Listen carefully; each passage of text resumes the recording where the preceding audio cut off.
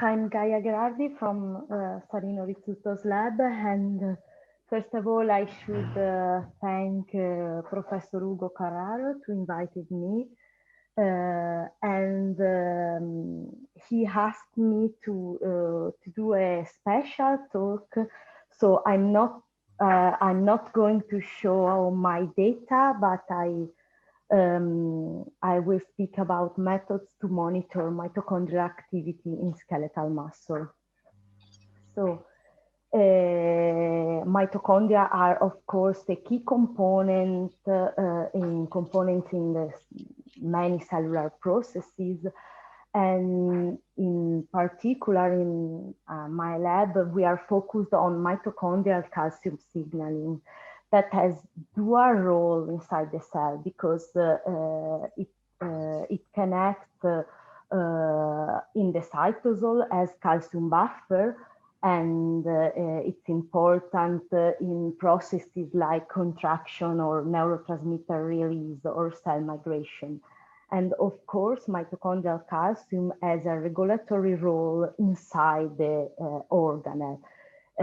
Indeed, it controls aerobic metabolism and ATP production.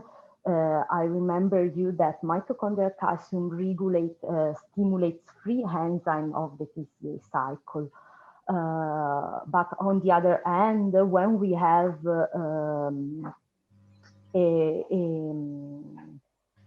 mitochondrial calcium overload, this is a stimulus to the opening of the permeability transition pore, thus causing cell death.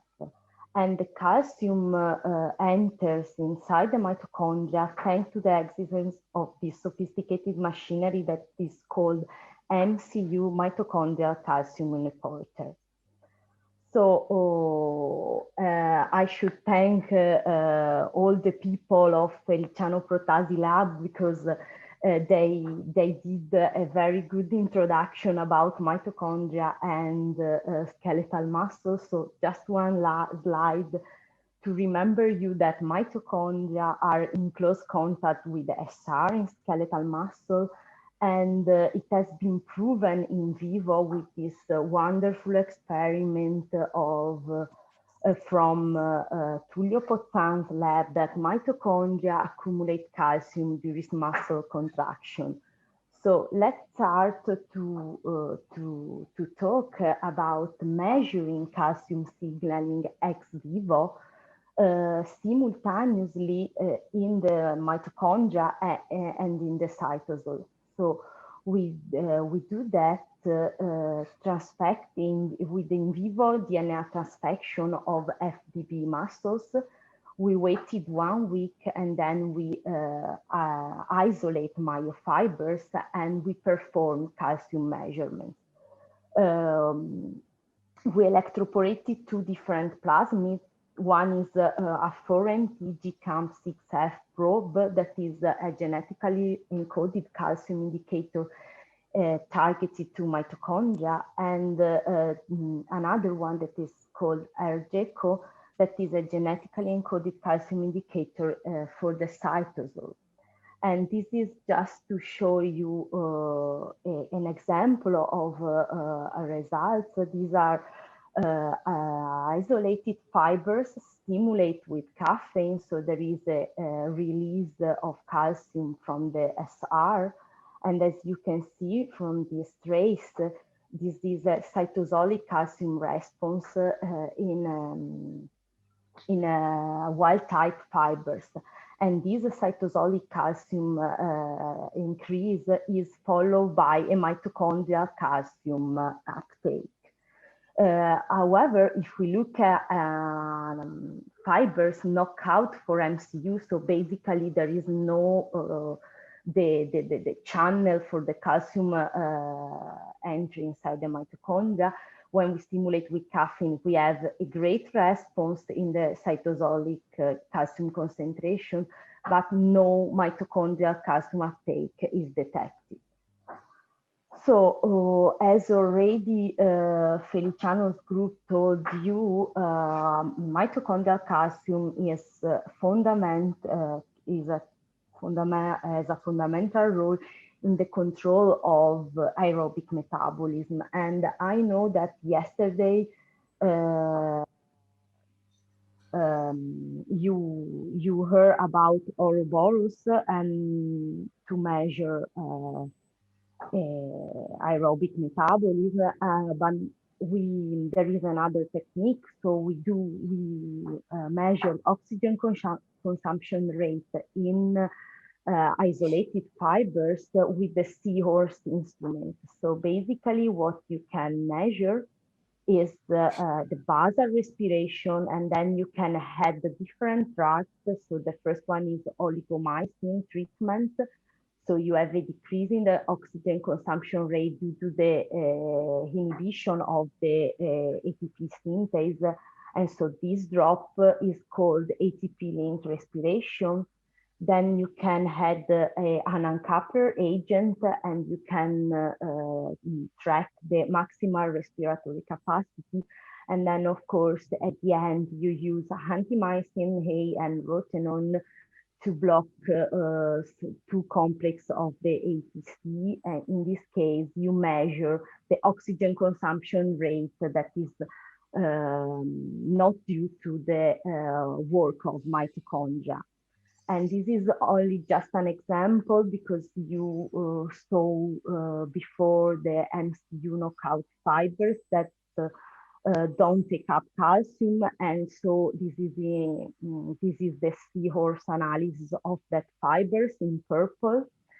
And what we demonstrate is that the MCU ablation decreases fibers oxygen consumption rate as expected. There is a decrease in the basal, in the ATP, and in the maximal respiration. But what we can do with Seahorse, we can study also the preference for a specific substrate. As you know, there are three substrates for the mitochondria. One is the glucose pathway, the other one is the fatty acids, and the other are amino acids. And with Seahorse instrument, using specific inhibitors for each pathway, in the case of glucose is UK 5099, for fatty acid is atomoxir, and for amino acid for glutamine is BP-test. We can really see the substrate dependency of our samples. In this case, what I show you is an example always from the fibers of the MCU knockout mice. And in this case, we use atomoxir. Atomoxir is an inhibitor of CPT1. So basically, you inhibit fatty acid oxidation. And what we observe is that when we treated control fibers with atomoxir, you have, and this is the dark gray trace, we see a decrease in the oxygen consumption rate, that this is due to the inhibition of atomoxir. Then this purple trace is the skeletal muscle specific knockout fibers, and when we use atomoxir, you see that this decrease is much higher. So if you look at the quantification, you see that if we block MCU, if we inhibit MCU, we have an increase in the fatty acid dependency. And this is just to show you an example of what we can do with Seahorse. And finally, since the mitochondria are key components that are involved in a lot of processes inside the cells, inside the fibers, of course, the quality control is a process that is mandatory in skeletal muscle. And we can really look at it by monitoring mitophagy, that is a component of this quality control process, mitochondrial quality control processes. And mitophagy is the selective removal of dysfunctional mitochondria. And a way to measure mitophagy is using this kind of probe that is called 4NT KEIMA, and this is a fluorescent reporter that exhibits different pH-dependent excitation wavelengths. So meaning that this probe is green in a neutral pH. So when it's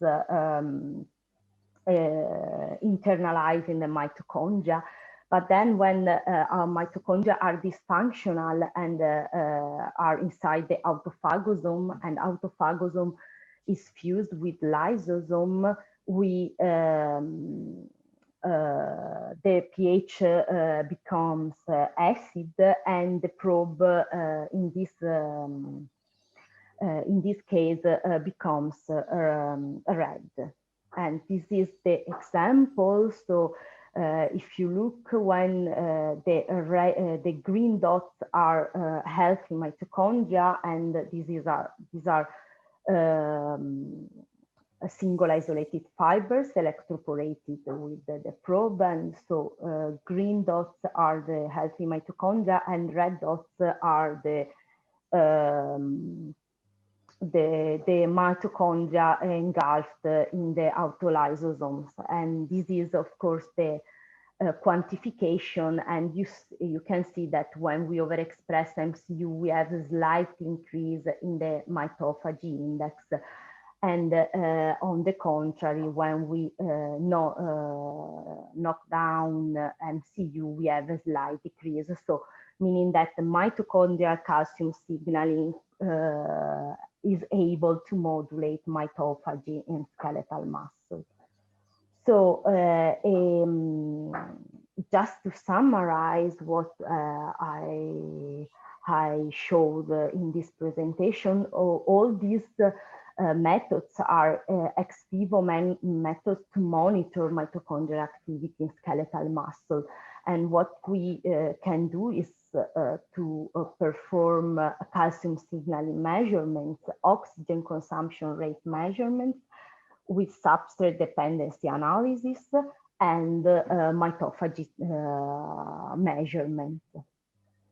So just I want to thank another time Professor Ugo Carraro, to give me the opportunity to share this data with you, and of course Cristina and Sarino, that are my mentors. A special thanks to Fabio Di Lisa, that provide me some suggestions for this talk, all the members of the lab, and you for your attention. Can I say something? Do you mind? Can I have 1 minute? Thank you, Gaia, for this presentation, because I really appreciate what somebody explained to me very well, like you, the method used to check for mitochondria functionality. There are any possibility to, for example, distinguish the different type of mitochondria? I mean, you know that in skeletal muscle there are, I don't know, subsarcolemmal mitochondria, and also, for example, in my experience, usually I notice that in EDL mitochondria are round, very nice, always very well oriented, but in soleus are bigger, and sometimes they stain also darker, for example. So there is something different, obviously, but it's difficult to detect, right? Yes, thank you, Simona, for the question. Of course, it's very, very interesting to do some difference in and to do some analysis in different muscles, or but I mean muscles that have different features. We study always FDB muscle that is not quite rich in mitochondria, I can tell you. Yes, quite rich in mitochondria. All fibers are very rich of mitochondria. To answer your question, maybe we should do Soleus versus EDL and but I didn't do. But yes, it would be nice.